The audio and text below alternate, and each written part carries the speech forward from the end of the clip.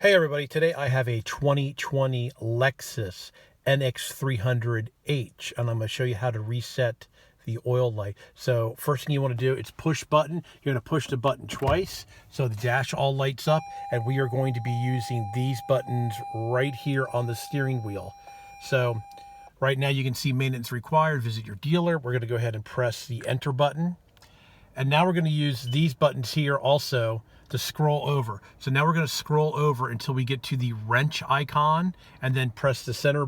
Then we're going to start scrolling down until we get to vehicle settings. And then press the center button. And now we can go down to scheduled maintenance. Same button. Do you want to reset? Go up. Yes. Data has been reset. So let's also go back to oil maintenance. Same thing. We're going to go down one, push the center button. Do you want to reset oil maintenance?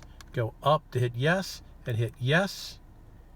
Data has been reset. So that's how you do it. So you just take and use these buttons here and the up and down buttons and the enter button here to over to the wrench setting right there, and scroll down to vehicle settings and hit enter, and it'll bring you right to it.